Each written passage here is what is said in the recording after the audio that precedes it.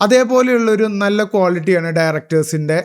നമ്മുടെ ഭാഗത്ത് എന്തെങ്കിലും മിസ്റ്റേക്ക് ഉണ്ടെങ്കിൽ അത് തിരുത്തിക്കൊണ്ട് മറ്റുള്ളവരുടെ സജഷൻ സ്വീകരിച്ചുകൊണ്ട് സിനിമയിൽ മാറ്റങ്ങൾ വരുത്തുക എന്നുള്ളത്. ചിലവർക്ക് ചില ഡയറക്ടേഴ്സിന് ഭയങ്കര പിടിവാശികളുണ്ടായിരിക്കും. ഞാൻ ചെയ്തത് ശരിയായിരുന്നു, അതിങ്ങനെ തന്നെയാണ് വേണ്ടത്, അത് തെറ്റാണെന്ന് മറ്റുള്ള എല്ലാ ടെക്നീഷ്യൻസും ചിലപ്പോൾ മനസ്സിലായിട്ടുണ്ടാവും. പക്ഷെ നിങ്ങൾ സമ്മതിച്ചു കൊടുക്കാത്തത് കൊണ്ട് മാത്രം അവർ മിണ്ടാതിരിക്കുന്നതാണ്.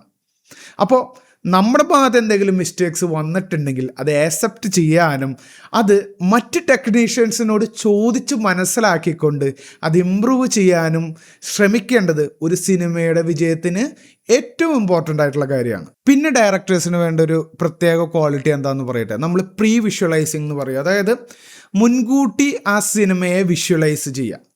മുൻകൂട്ടി നമ്മൾ പോയി ലൊക്കേഷനിൽ പോയിട്ട് ആ സിനിമ എങ്ങനെ ഇരിക്കും, നമ്മുടെ മനസ്സിൽ കണ്ടിട്ടുള്ള ഒരു വിഷ്വൽ ആയിരിക്കില്ല നമ്മൾ ഷൂട്ട് ചെയ്യുന്ന സമയത്ത് നമ്മൾ കാണാം. കാരണം ഓരോ ലൊക്കേഷൻസും വളരെ പ്രത്യേകതകളൊക്കെയുള്ള ലൊക്കേഷൻസ് ആയിരിക്കും. നമ്മൾ മനസ്സിൽ കണ്ട ഒരു ഓടിട്ട വീടായിരിക്കില്ല ചിലപ്പോൾ ഒരു പക്ഷേ അവിടെ എത്തുമ്പോൾ അവിടുത്തെ ആ വീട് എന്ന് പറയുന്നത്. അപ്പോൾ അവിടെ എത്തിയിട്ട് നമ്മുടെ മനസ്സിലുള്ള ആ ഇമാജിനേഷനൊക്കെ കുറച്ച് ചേഞ്ച് വരുത്താനുണ്ട്.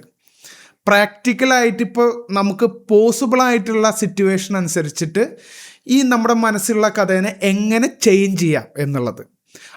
അതോടൊപ്പം തന്നെ ക്യാമറ ആംഗിൾസ് ഏതൊക്കെയാണ്, അതേപോലെ തന്നെ ഒരു ആക്ടർ എൻ്റെ എൻട്രി ഏത് ഭാഗത്തു നിന്നാണ്, അവരെവിടെ നിന്ന് ഡയലോഗ് പറയണം, ഇങ്ങനെയുള്ള ഒരു പ്രീ വിഷ്വലൈസിങ് നമ്മൾ ലൊക്കേഷൻ ഹണ്ടിന് ശേഷം ചെയ്യുന്നത് ഒരു നല്ല ഡയറക്ടേഴ്സിൻ്റെ ക്വാളിറ്റിയാണ്.